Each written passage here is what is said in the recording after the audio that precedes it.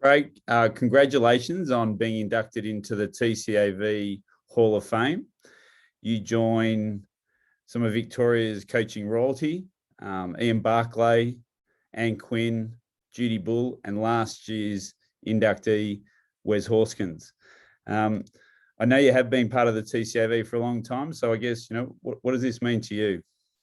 Yeah, look, it's a great honour. Obviously, you don't do what you do to win awards and stuff, but it's nice to get, something on the back of years and years of coaching and toiling and, working away at your craft. And so, yeah, look, it's fantastic to be recognised and, yeah, being a part of the TCAV for a long time and, originally started out club coaching and working my way through. So, ended up where I did and, thanks to the TCAV for all the opportunities I had, throughout, my time in tennis. So I guess, look, most people, we all have different mentors and I'm sure you're now a mentor for many people, but who are your coaching mentors and who are your early coaches that coached you when you were younger that provided you with a passion for the sport? Yeah, look, early on I was coached by Ian Ockleshaw and Don Tregonning. So, another link to the TCAV and those days. So, and then as I became more of a player on tour, I was actually working with Tony Roach. So he was actually doing some work coaching me. And I got injured and he actually asked me, I was going to take 12 months off to fix a shoulder issue. And he actually asked me to help him out with the custom credit Operation Tennis, which was, he was operating in Sydney and needed an assistant with the players. So I basically got thrust into coaching when I really, didn't have a desire to do it or hadn't thought about it. And I was still quite young. I mean, I was 21 when that started. And that was probably the turning point for me because I learnt so much in those couple of years under Roachy that it sort of convinced me that, well, this is, it's actually, the way he went about things and the way he individualised players and the time that he took to do things really taught me a lot about coaching in that time.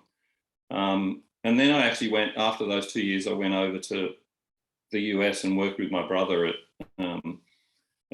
John Newcomb's Tennis Ranch, and probably learned as much about, because he'd been involved in college tennis and then high performance academies in the US. So it was actually a real strong learning curve for me early on,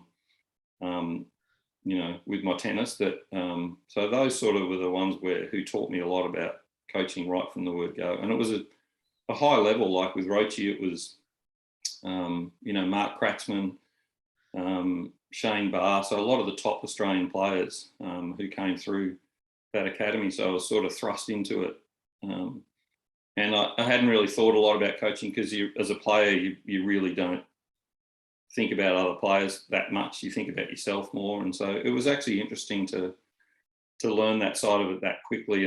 And like I said, I hadn't really thought about it before. And to end up, making a career out of it, it was amazing. It wasn't something I was looking for or aiming to do, but to end up making, that was over 40 years ago that I started that. So I've been in it a long time.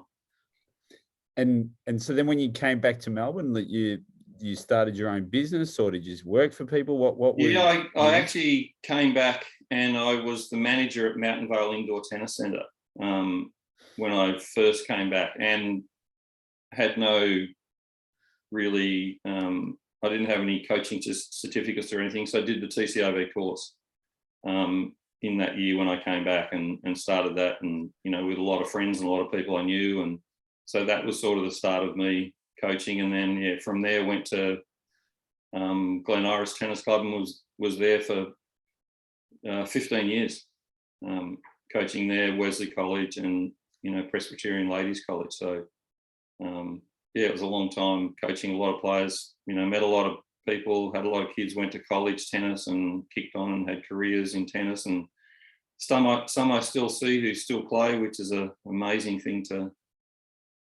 have. And so it's, coaching's very rewarding in that sense. So I just got to go back a little bit. So between starting coaching in Glen Iris, did you coach at any other great tennis clubs or anything like that? I did coach. This was in my playing days, and I actually did some coaching for Terry Payton, who had a few clubs in the area where I grew up, Essendon, Oak Park area, and I coached at Greenvale Tennis Club and coached a few kids who I thought might kick on but never really did. So I have to say that I did coach Tim back in the day at Greenvale Tennis Club. So well, you were. It does. It's amazing how the wheel turns. You were my first coach I ever had. I've had a few people who are still involved in some coach and play, and who I coached, and it's amazing to think back that they started out with me in the days. I'm still going. They're actually still involved. So it's tennis is great in that respect. Yeah. So I guess look, one of the things when we all start playing with it, we all dream of being a Grand Slam champion. And I think when we all start coaching, that we sort of dream of coaching a Grand Slam champion. And I guess the ultimate of the Tennis Australia had this grassroots to Grand Slam plan, and you've definitely been a grassroots coach now to a Grand Slam coach. Like, I guess that's an aspirational thing for any coach. So, I guess how did you transition from being at Glen Iris through to, in the last 4 years, I think you've probably been in Australia one of the most recognised coaches. Yeah, look, it wasn't something I set out to. I was quite happy at Glen Iris. Life was pretty good. I enjoyed my time there. And in that process, I got approached by Andrew Illy, which was I think I was about 10 years into working at Glen Iris, and he contacted me about helping him out. He had a bad back injury, been out of tennis for about 12 months, wasn't sure he was going to come back. He came and talked to me, and I contacted Roche again and said, because he knew a bit about Andrew, and he said, look, it's probably a great project, someone you could, hopefully get back to where he belongs. So I actually took him on and still kept working at the club. So it was a bit of a juggling process, but had a pretty successful time with him. He went from about 400 and something in the world to 28. And he got to an Australian Open quarterfinal, is that right? Or first year he actually made the round of 16 from qualifying, and didn't really have much of a ranking, and then sort of progressed. For the next 4 or 5 years, we worked together until his knees blew out and then he wasn't able to play. But look, that sort of got the bug in me a bit again from coaching. Just club players, and I had some good kids who went to college and stuff. So it wasn't like I wasn't working with good players, but to get someone at that tour level and to take him from nothing to sort of where he ended up was very rewarding. And so it sort of got 15 years in at Glen Iris, and I wasn't sure what to do, and was umming and ahhing about continuing on there. And then Jason Stoltenberg approached me about doing something with him. So we took on a few projects. I left the club. We were coaching. We sort of had a little academy with about 6 or 8 kids that we were working with. And, it was Jared Easter and Andrew Thomas. So some good players we had in there, and Isabel Holland. We really enjoyed that period of time and loved it. And then we actually ended up being picked up by Tennis Australia. So Jason went in, started working with Ash. I went in and started working within the academy up there, and so had a series of players within that, and then enjoyed all that and loved it. And then ended up, Ash came and spoke to me because I'd done some work with her when Jason was with her at the period of time. So this was post her cricket, or post her semi-retirement? Yeah, that's right. So I knew her. I'd worked with her before she went into her sabbatical with cricket, and took a bit of time off. And then, when she came back, I said, look, if she was serious, I'd be interested. And so we sort of started up then, and didn't look back. So ended up, 3 Grand Slams and world number 1, which was, amazing. Both of us didn't think it was ever going to happen, or never thought that would be the process, but incredible journey for both of us. And as a coach, I guess, what the difference is between how much did you learn, and from early days with Ash on tour to by the end, like what were probably some of the key takeouts you took or you learnt from that experience? Look, yeah, complete open and honest discussions, and where things were heading. And you can't. I think a lot of coaches, especially, on the women's tour, there's a big turnover with coaches. Like they tend not to last too long on that. So I said to myself and to Ash that I was going to be completely open and honest about everything. That this would never work if we didn't have the trust or belief in each other and capable of saying whatever. So that was a big part of it for me. And then the progression was every stage you go through from outside 100 to playing tournaments, and then backing yourself in qualifying in big tournaments to get through. And we went through all of that. And I think you have to then realize, okay, it's a long journey, and it's difficult, and every stage gets harder and harder. And break into the top 20, and it was extremely difficult. And then you don't believe you belong in the top 20, and so you go through another process, and then you start beating a few of them, and all of a sudden you believe you should be there, and then you break into the top 10, and it gets harder again because there's big targets on your back. And so it was a big journey. And I think in the end, Ash and I thought that was probably the thing we enjoyed the most, was the actual journey and the learning all the way through, because I never stopped learning. Like, never, right up until the last tournament at the AO, we were still going through things and learning things. So and I think for me, that was the key. It wasn't about the success in the end. That came, but it was really about the journey that we were both on, and what we brought to the table, both of us. And I guess you look like you're just great friends too. Like, was that probably, and I think when with all coaches that, like that the important part is that, just enjoying being with each other. And I guess if you're on tour for such a long time, that's probably one of the main things that you.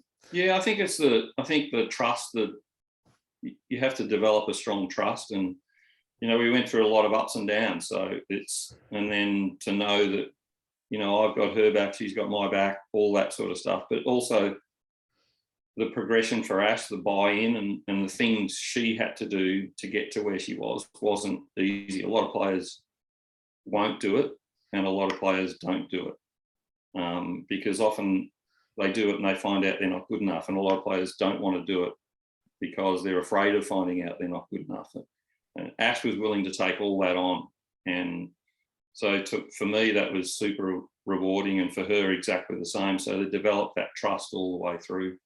So look, we're pretty close in that sense, because we lived a lot of difficult times and tough times and went through a lot. So I think you become close when those things happen, for sure. Yeah. And I guess a lot of coaches would be interested. So being at grassroots, and then, I'm coaching Ash, that what, is it technical, tactical, psychological? Like, what, how does the breakdown change, do you find, between, when you're introducing people to the sport and then when you're coaching someone like Ash? Because I guess it's different, but it's the same. Yeah, look, it is. You find the motor skills and stuff are pretty good. So the technical side of things is a lot easier to develop, and you don't probably spend, other than pre-season, you don't spend a lot of time doing that, or Ash and I didn't. For me, it was more of a focus on competing and how you beat your opponent once we were certainly into the seasons. We saw there's a lot of other coaches in the women's tour who do it the opposite, and we actually quite enjoyed playing those players, because we felt like, okay, they're not going to be as good a competitor as Ash, because their focus is on themselves and they make a mistake and there's a blow up. Where we got through a lot of those areas early on to get past that, to make it, okay, on your bad days, you've still got to be competitive, because your good day could be the next one. So if you can sneak through on a bad day and just be competitive and win, your next day could be the best day. So that we lived a lot by that. So it does become different in areas, more psychological in especially in Grand Slams where you got to win 7 events over 2 weeks. It's a long time. So yeah, the technical side disappears a little bit in those tournaments, because if you start getting them to focus too much on something that's not working, then it becomes more of a problem. So yeah, it changes. I mean, from club coaching to that level, there's a big distinction between, and I probably didn't spend a lot of time on the psych side of it with players at Glen Iris, other than those that got better and went to college and worked their throw or ended up being players as well. So didn't spend a lot of time doing that.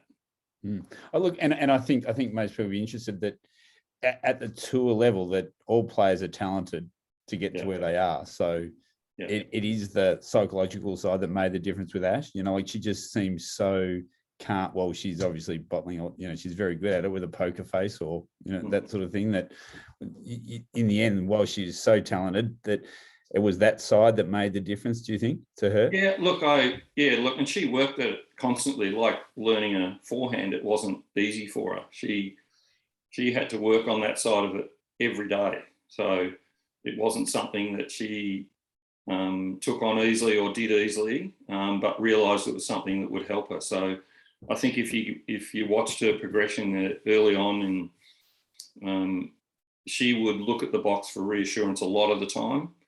And if you probably watched towards the end of her career, very rarely looked at all up at the box. So felt very comfortable out on the court, knew what she had to do, wasn't looking for reassurance in knowing that she's giving her best. And, we've done all the work we can. So it's up to her just to, on that day, to compete and do her best point by point. So, look, it was an ongoing thing for Ash. And, look, a major part of her game, and probably the one thing that stood her out against a lot of the other girls.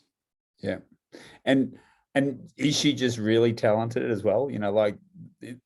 There's that old adage, players make coaches, coaches don't make players. Like what do you buy into that, or Yeah, look, it's actually quite funny because obviously she picked up the sport really well. I mean, she's got a slice backhand, she's got points of difference and stuff as well. But like, if in full analysis, her two-handed backhand wasn't great, but we got by with that.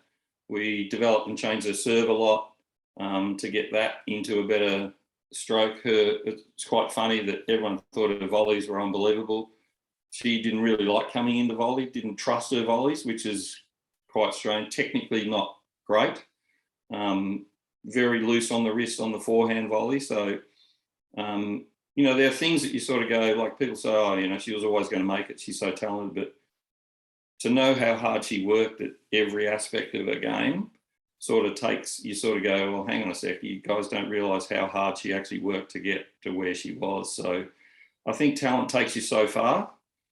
And yeah, like you said, probably everyone in the top 20 could potentially be a number one.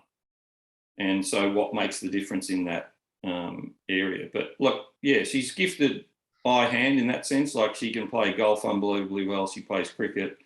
There's not many sports that she's not good at in that sense. And so she had, good skills right from the start. But tennis is so specific in certain things that, I think a gift takes you so far, and then it just becomes hard work. Yeah. So now, I guess after that, what are you doing? You're just going to kick back, sun, bit of Hawaii? I have been, haven't been doing a lot. I didn't want to. I've had a few offers to go back on tour, and some of them were enticing, but it was just the fact that you got any names for us, mate? I'm sure. No, I'm not going to get any names. I can't do that. But I didn't want to, after 7.5 months on tour last year away. It was pretty brutal. We were tested COVID every 3 days. We couldn't go outside of hotels. We were courts and hotel for that entire time. So it was pretty brutal. And so that took a toll. So I felt once Ash made the decision that she wasn't going to continue, then I sort of thought, it's a great opportunity to be home, and I don't need to rush into anything. I can take my time. So yeah, hopefully that Ash, myself, and Jason Stoltenberg are looking to put an academy together. And Ash has been sort of the driver behind it as well, which has been great. And it'll mean that we can work with Australian players and juniors and spend a bit of time here in Australia, and hopefully, keeps me at home a lot more and a lot more involved in Australian tennis, because that's sort of my interest and where I'd like to be. So, and hopefully give back to the sport a bit in that sense as well. So that's sort of what's been in the plan, and that's all. But yeah, I haven't been on a tennis court since April. Yeah. And just, your coaching, look, we're all been in coaching for such a long time, and some peers that have traveled the journey with you. Are there, any coaches that you've went from playing days and now still, like coaches that you still catch up with? Look, a lot of different coaches, a lot of, you sort of get a lot of friends on, as, probably the last 5 years just been on tour with so it's a lot of overseas players and a lot of players, and a lot of ex-players and a lot of coaches now that spend a lot of time, a lot of international players, and we're quite close with each other as well, because we experience a lot of the same things. So, I talk to, Wim Fissette a lot, who's just finished with Naomi Osaka. So, had a lot of chats with him over the last month or so, just to sort out what the issues he was having and what's been going through. So there's a good connection with a lot of coaches on there too. So, and there's a lot of good young coaches coming through. And the best part about them, they're willing to chat and ask you questions. And Tom Hill, who coaches Maria Sakkari, who spent a lot of time with him just discussing tennis and talking about things. So it's nice that there's a good group of genuine, nice coaches out there that spend a lot of time with. But yeah, still got, friends and coaches from, when I first started, still see Peter Owen, who was an ex-TCAV president, and still see a bit of Pete around, and he's still coaching, Greg Duns. So, there's quite a few of the people I'm still in contact with and still see. But yeah, with the past 5 years been away a lot, so it's been difficult to catch up with everyone. Yeah. Craig, congratulations. And I just, thanks for catching up, and sorry you couldn't be here tonight with us. But, look, your journey and part of what we're trying to do at the TCAV is, share aspirational and inspirational stories. And I don't think that there's probably anyone as worthy to be inducted as the Hall of Fame for coaches as you. So thanks again, and look forward to watching what you do next. Yeah, thanks. Much appreciated, Tim.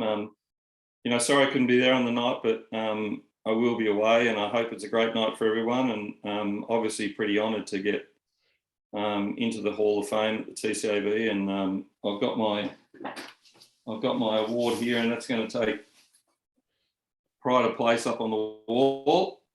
So yeah, much appreciated to everyone, and thanks again, and have a great night. I'll just end recording now, mate.